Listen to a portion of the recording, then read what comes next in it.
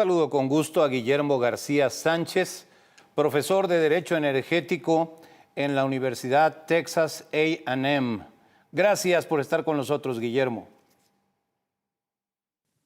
Buenas noches, Guillermo, y un gusto estar con ustedes para hablar de este tema tan importante que puede llegar a tener implicaciones a muy largo plazo para el país, el desarrollo y todos los mexicanos. Guillermo, antes de entrar al detalle de las implicaciones legales de la iniciativa que propone el presidente López Obrador, dime, ¿qué opinas de la reforma eléctrica enviada al Congreso? Pues mira, la iniciativa lo que hace es regresarnos, ni siquiera diríamos a la pre-reforma energética del 2013, sino un monopolio mucho más profundo y un control mucho más central de la CFE. ¿Por qué? Una de las cosas que hace la reforma es que establece en nombre de mantener una seguridad nacional la Rectoría del Estado para asegurarse que haya autosuficiencia energética, que no sabemos cómo está definida, y lo platicaremos en un minuto, y asegurarse que va a haber un abastecimiento continuo de energía. Digamos que esa es la motivación que por lo menos el presidente ha puesto en la mesa.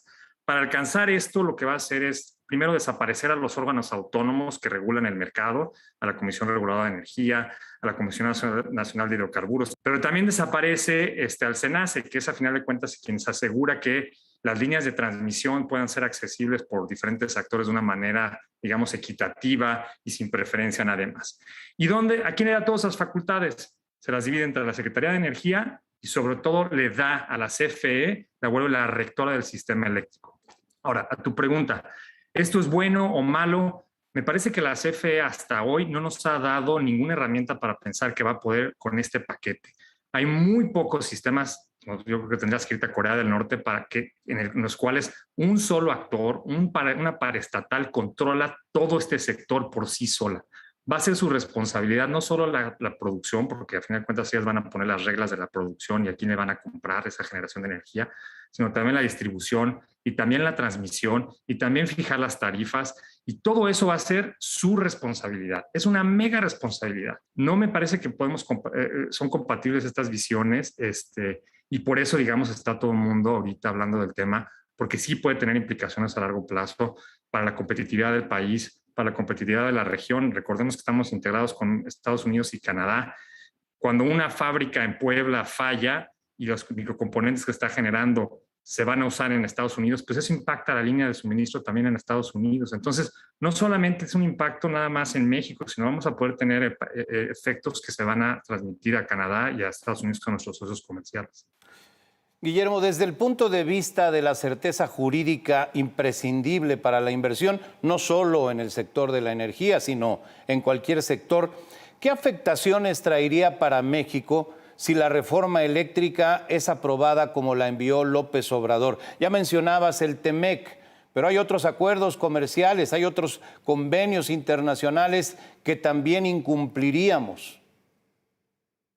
Pues mira, para poner en contexto a todo tu auditorio, México desde hace muchos años ha firmado tratados internacionales, ya sean capítulos de libre comercio o tratados bilaterales de inversión, donde básicamente le ha prometido a los inversionistas lo siguiente: que no los va a discriminar, que los va a tratar de manera justa y equitativa, y que en caso de expropiaciones, porque la expropiación sí se puede dar, hay reglas claras de expropiación. También prohíbe la expropiación indirecta. ¿Qué es esto? Cuando un Estado decide cambiar las reglas de juego de tal forma que no te está quitando, digamos, tu propiedad, pero lo hace tan imposible operarlo que no estás ganando nada. Eso es una expropiación indirecta. ¿Por qué se hizo esto? Porque los inversionistas tenían miedo a traer dinero a un país donde igual y los tribunales nacionales los iba a discriminar. Ahora bien, aquí hay que hacer una anotación, Guillermo, muy importante. Estos tribunales no tienen facultades para dejar sin efecto las leyes y las reformas. Sí pueden ordenar que se les compense a los inversionistas por los daños y perjuicios generados. Lo que sí pueden hacer es que les salga muy caro al Estado mexicano. Y aquí preciso, es al Estado. ¿Por qué? Porque normalmente estos tribunales de arbitrajes de inversión se tardan muchos años en resolver los conflictos. No se van a resolver ni el próximo año ni dentro de 2 años. Probablemente se resuelven 6, 7, 8 años. ¿Y quién va a estar en el gobierno entonces? No sabemos. Pero es una factura que se va a dejar a las siguientes administraciones y que van a tener que compensar. Lo que sí te impacta en este corto plazo es en la certidumbre para los inversionistas. Incluso los que decidan quedarse a ver cómo les va con las nuevas reglas de la CFE, a ver las tarifas que les pone la CFE y las condiciones, probablemente no van a invertir con las mismas ganas con las que hubieran invertido si hubieran tenido las reglas claras. ¿Eso qué quiere decir? Van a tener las inversiones como están, las van a operar, pero van a dejarlas morir, no les van a hacer cambios en los siguientes años si necesita hacer, por ejemplo, adaptaciones para hacer el sistema más resiliente, o si vienen algunos desastres naturales que implican hacer algunas modificaciones a las inversiones actuales. Probablemente no lo van a hacer por miedo a que no reciban la utilidad que vale la pena para poder hacer esos cambios. Hay también compromisos mundiales en materia ambiental. Con una reforma así, ¿incumpliríamos esos compromisos? No sabemos inmediatamente si los incumpliríamos, pero lo haríamos más difícil. ¿Por qué? Por darte un ejemplo, una de las cosas que elimina la reforma son los certificados de energías limpias, que generan un incentivo para que los productores privados puedan producir energía que sea menos contaminante. Incluso la propia reforma, acuérdate, la propia reforma anterior, la del 2013, planteaba que se fueran a despachar primero las energías más baratas, que en principio ahorita son las energías limpias. Y ahora se va a despachar primero la energía de la CFE, que es la más cara. Entonces, eso nada más, esos dos pequeños ejemplos, lo que te permite ver es que va a ser más difícil que México pueda cumplir con sus compromisos de cambio medioambiental. ¿Por qué? Porque vamos a dejarle toda la responsabilidad a la CFE. Mira, y no es que yo esté particularmente peleado con las empresas paraestatales. Hay empresas paraestatales que han hecho un excelente trabajo para poder mantener producción petrolera, el sistema eléctrico. Digo, tenemos ejemplos como Equinor, antes que era Statoil de Noruega, que son de primera calidad, pero son empresas que comparten los riesgos con los privados, aprenden de los privados, se asocian con los privados y saben en qué parte del sector industrial tienen especialidad. Y donde no tienen especialidad, dejan que los privados operen y se asocian con ellos cuando les conviene. No podemos pedir a la CFE, es injusto incluso pedir a la CFE que pueda hacer todo en un solo modelo, la transición energética, los precios, la producción, la generación. Es un monstruo, Guillermo. Entonces, vamos a pedirle demasiado. El sistema, en mi opinión, tiene tendencia a que pueda llegar a reventar en ese sentido. Nos vamos a empezar vamos a tener más apagones, o nos va a salir más caro la luz, o vamos a tener que empezar a subsidiar mucho los precios de la electricidad a tu casa, a mi casa, a la casa de todos los mexicanos, porque no va a haber forma de mantener la competitividad del mercado cuando solamente tienes un solo actor.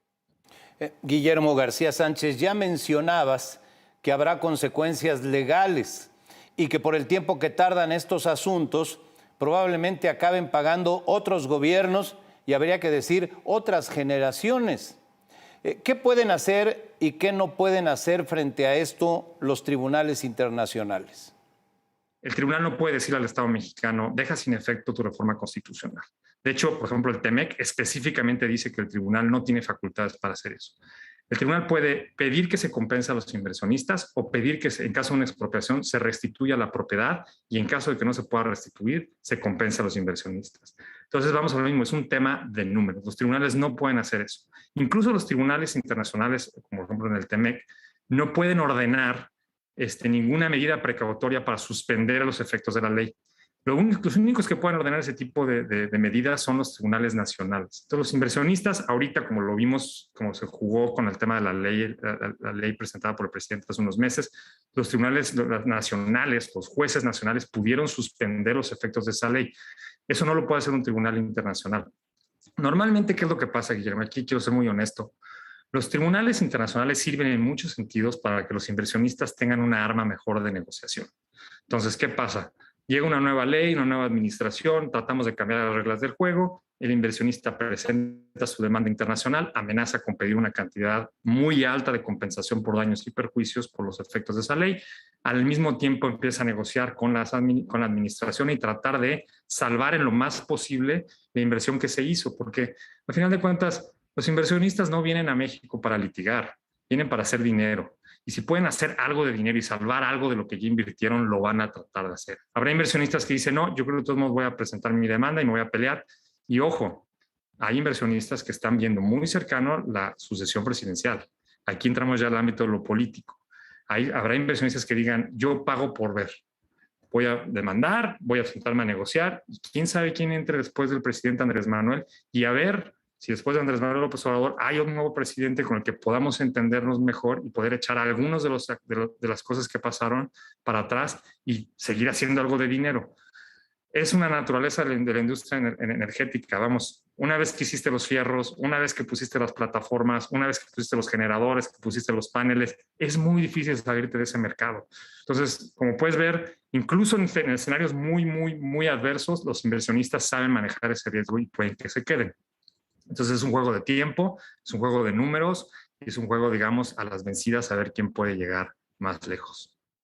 Guillermo, tú resides en Estados Unidos, das clases en la Escuela de Leyes de Texas, escuchas muchas opiniones de expertos, catedráticos, estudiantes. Te pregunto, como país, ¿cómo queda México ante el mundo con este tipo de iniciativas?